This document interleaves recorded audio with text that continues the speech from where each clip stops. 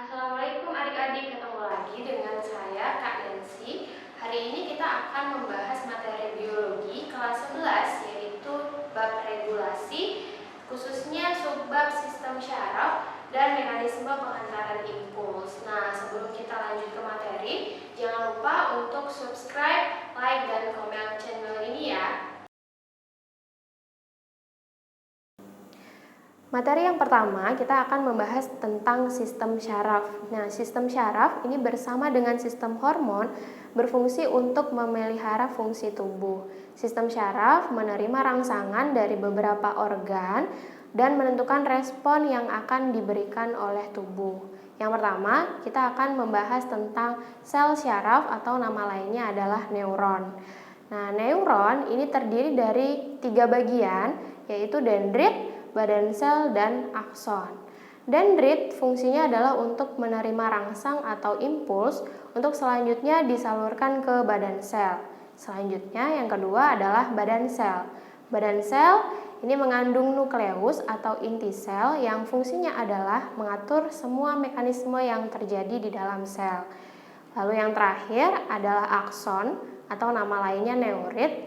Akson ini memiliki beberapa bagian, yaitu yang pertama ada selubung mielin yang fungsinya sebagai pelindung akson dan memberi nutrisi pada sel syaraf atau neuron. Lalu yang kedua ada sel Schwann, ini fungsinya adalah membantu mempercepat rangsang, meregenerasi sel, dan juga ikut menyediakan nutrisi untuk sel syaraf.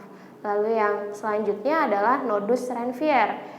Nodus Ranvier ini adalah akson yang tidak diselubungi. Jadi, nodus Ranvier ini fungsinya adalah sebagai loncatan yang mempercepat impuls atau rangsangan.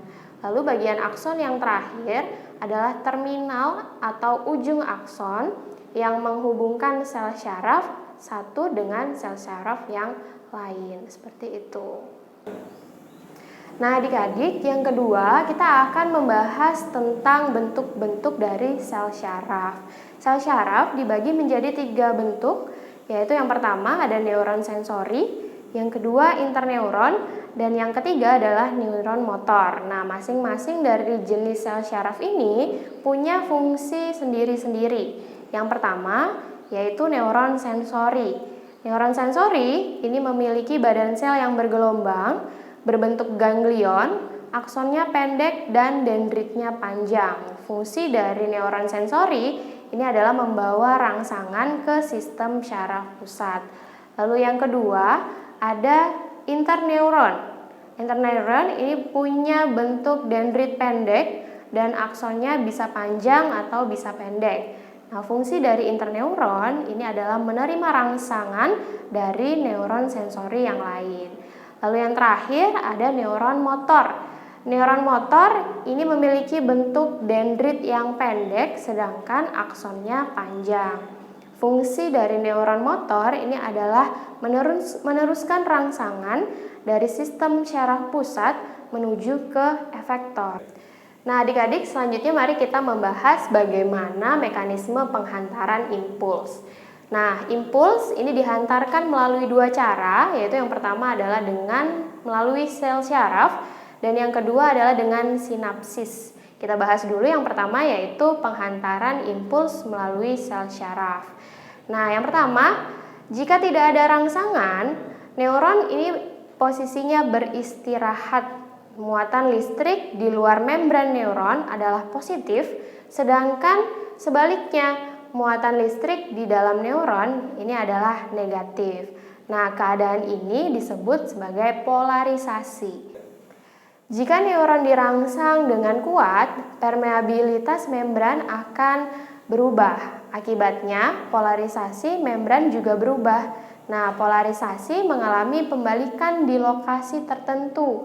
Kemudian, proses pembalikan polarisasi diulang sehingga menyebabkan rantai reaksi. Dengan demikian, impuls berjalan sepanjang akson. Setelah impuls berlalu, membran neuron memulihkan keadaannya seperti semula. Selama pemulihan, impuls tidak dapat melewati neuron. Waktu ini disebut periode refraktori. Nah, lalu cara yang kedua, penghantaran lewat sinapsis. Sinapsis ini adalah tonjolan atau tombol kecil yang ada pada ujung akson. Permukaan tombol sinapsis ini disebut sebagai membran prasinapsis yang berfungsi melakukan penyaluran rangsangan. Sedangkan permukaan dendrit dari sel yang dituju disebut membran postsinapsis yang berfungsi untuk menerima rangsangan. Nah, pada kedua bagian tersebut dipisahkan oleh celah sinapsis. Pada tombol sinapsis terdapat neurotransmitter yang merupakan zat kimia yang dapat menanggapi impuls elektrik pada neuron dan dapat menyalurkan impuls ke neuron berikutnya. Nah, jika impuls tiba di tombol sinapsis, maka akan terjadi permeabilitas membran prasinapsis terhadap ion Ca atau kalsium. Akibatnya, ion Ca atau kalsium masuk dan gelembung sinapsis melebur dengan membran prasinapsis sambil melepaskan neurotransmitter ke celah sinapsis. Nah, neurosinapsis yang membawa impuls ke membran postsinapsis setelah menyampaikan impuls, neurotransmitter ini akan dihidrolisis oleh enzim yang dikeluarkan oleh membran postsinapsis dan selanjutnya bisa dipakai kembali seperti itu. Oke adik-adik, sampai di sini dulu pembahasan materi hari ini. Semoga bermanfaat. Sampai ketemu lagi di video-video berikutnya. Wassalamualaikum warahmatullahi wabarakatuh.